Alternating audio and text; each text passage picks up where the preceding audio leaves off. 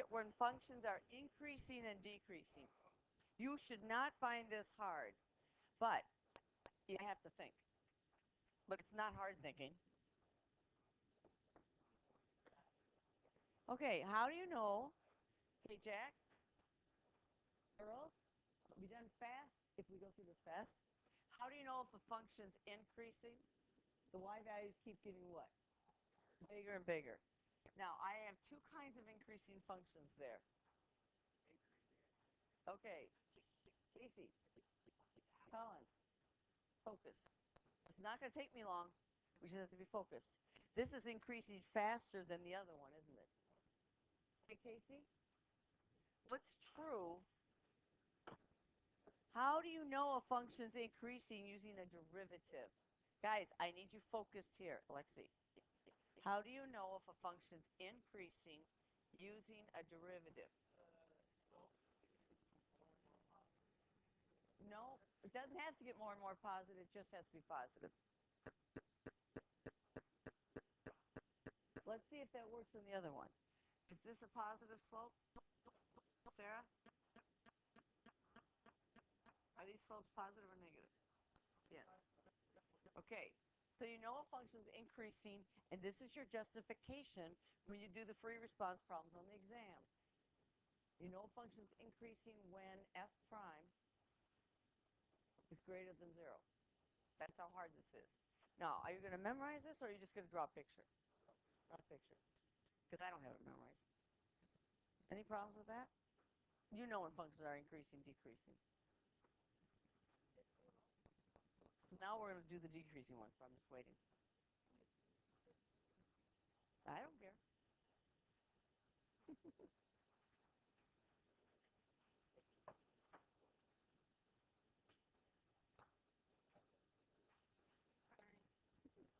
You have time to work when I'm done. Not right now. Just slide down there. Okay, you guys. Casey, I'm going to remind you we still have 6 more days after today. Before we have break. It's not break time yet. Okay, guys.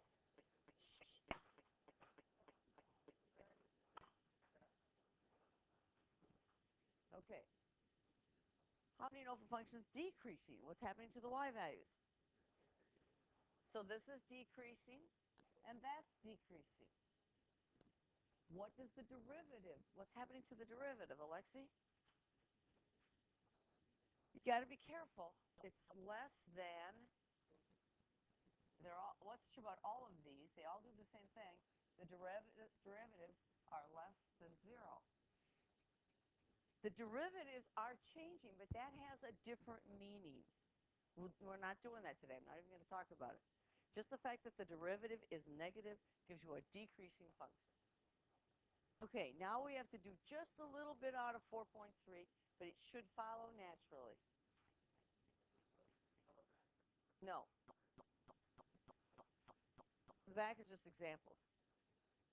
But the most important thing here, Casey and Zach, is that we're doing max and mins. And we've kind of talked about this. Now, this has a maximum, right? This has a maximum. But they have something in common. Okay, guys? First off, what's true about the tangent line at the maximum? In the first case, f prime is 0. But that's not enough to know you have a maximum. It gives you a possibility. It's a candidate. Just like anybody who runs for an election, you don't know who's going to win. Just because you're a candidate doesn't mean you're going to win. There has to be a change in sign. Excellent. Okay, so f prime here is what? No, it's not 0. It's a sharp corner, undefined. Okay. Okay, Riley? The candidates for a max min are where the derivative is 0 or the derivative is undefined. Simply candidates. So if I graph this function here, derivative is 0 there. But is that a max or min? No. Okay? Alexi says it's got to change signs. In particular, How do the signs have to change for a maximum? That's right. The derivative here is positive. The derivative here is negative. And you would say on the exam that f prime goes from positive to negative. We will not look to see if f prime was 0 or undefined. We don't care. We care about the change in sign. And it matters the order in which it changes. That's a subtle thing, but it's really, really important to remember that. Those are for global ones. The endpoints will give you global. These are relative and local. So this is inside. And the problem is, I don't know. A first derivative test, Alexei, will not tell me if that's the biggest maximum. That's the problem. That's why we need the maximum existence there. Okay, Jacob? Here again, f prime goes from positive to negative. Okay, one more, and then we're going to do a couple examples. What about minimums? Here's a minimum. Here's a minimum. Remember, the candidates are where the derivative is 0 and the derivative is undefined. Those are the possibilities, but not everybody's going to win. So, Sophie, what did you say about the derivative? In particular, which way does it have to change sign? Negative to positive. Let's check. Negative, positive. So to have a minimum, minimums occur when f prime goes from negative to positive. And by the way, you can write this symbolically on the exam. You don't have to use the word negative. So that's kind of nice. Okay, Stephen? This is my local max and mins. The negative means, okay, guys, if you know the function, if the derivative is negative, you know the function was decreasing and then it switched to increasing. Now, I don't know for a fact if it's a nice smooth curve or if it's got a corner without knowing what the values of the derivative are at those places. Okay, let's do a couple examples. That's all there is. Really, told you it wasn't bad. So let's do this problem. Now we are going to find local extreme values.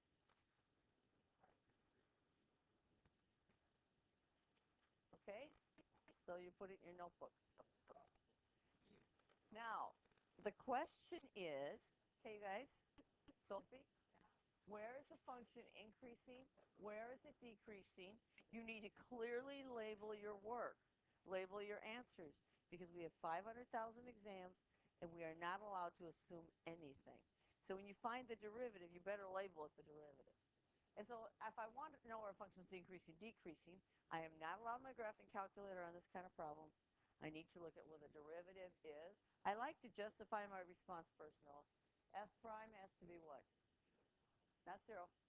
Increasing. The first derivative will be positive. What if it's decreasing? First derivative is negative. Don't use the word it. You'll get no credit for it.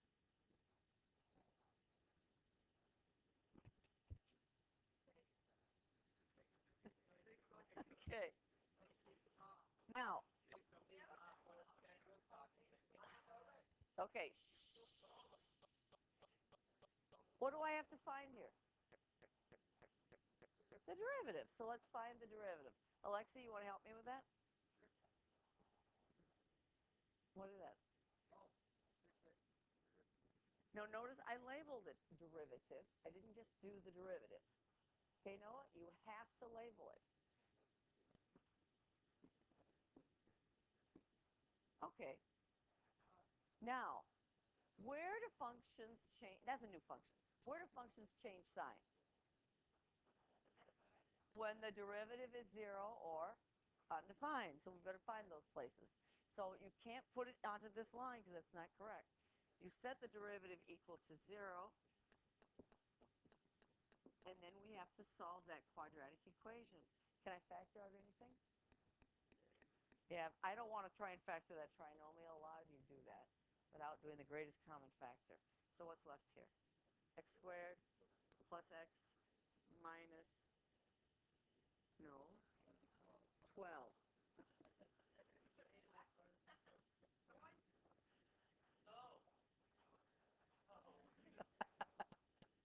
Second example is even easier.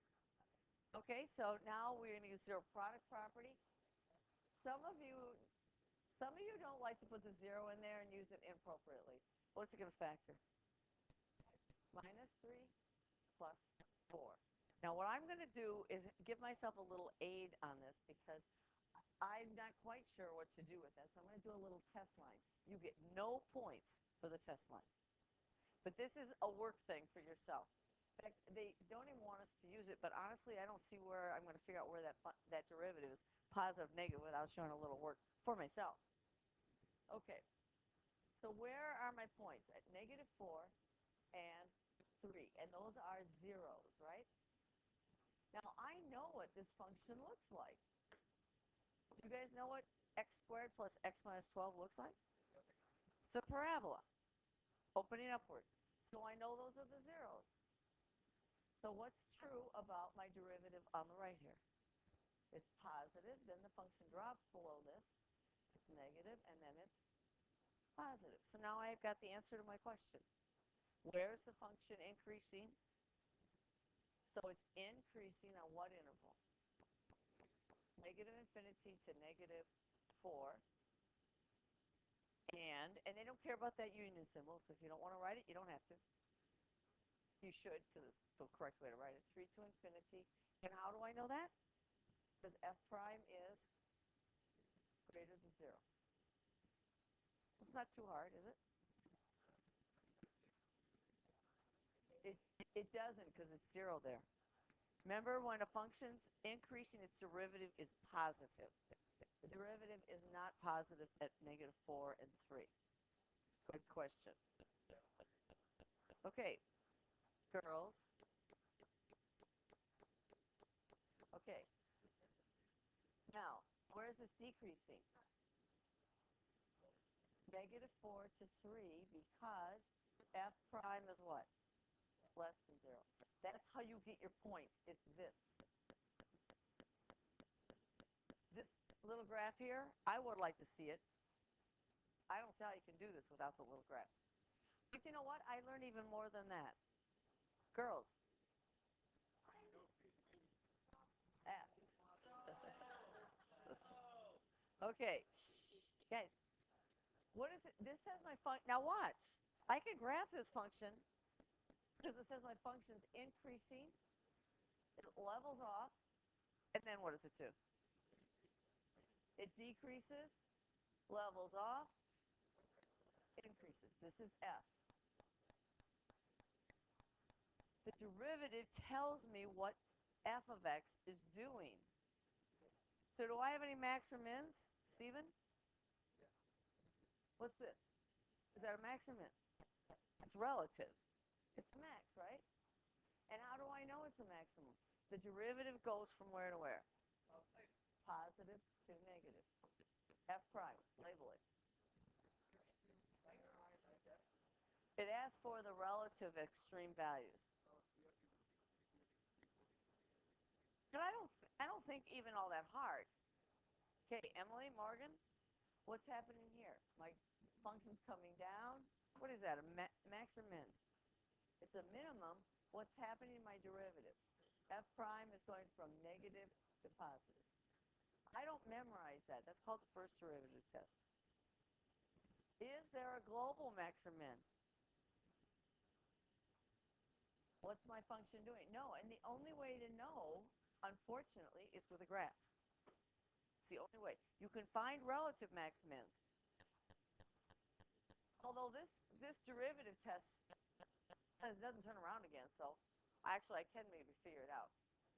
Okay, are you ready for example 2? Same question. Find any local extreme values. Okay, you guys? And find where the function is increasing, decreasing. There's my function. So what do I have to find? Jacob, what do I have to find? I have to find the zeros of what? A derivative. So what is f prime of x? Now this is kind of a silly question. This is e to the negative. Well, you know what? I don't like that 0.5, so it's negative 1/2 x times the derivative of the exponent. No, what's that? Derivative of this, negative 1 half. And what do you know about e to the x? Is it ever negative? No. This is always a positive number. And this is always what? A negative number. So my derivative, f prime, is always, in this case, less than 0. So it tells me that f of x is what? It's always negative. So if the derivative is negative, the function must be what? Decreasing. And I know what this function looks like. It's just a reflection over the y-axis. And sure enough, this function always decreases. Well, that's why I said this is kind of a silly question. But this is what they would expect you to know, that e to the negative 1 half x is positive. They might ask you to show that it's always decreasing. There is no max or min. If they specifically ask for that, yes. If they say find the local max or mins or something like that, I would say there are none. And how would you say there are none? Because f prime never changes sign. That's your justification. You know, I never know exactly what they're going to ask. They change the context, but the content, the concepts are always the same. But the context might be different. And they can change up the question a little bit. Now, that's all I have to say about this. So the rest of the time is yours to work on hopefully your math, but I know you have a lot of things to do. So you have work time.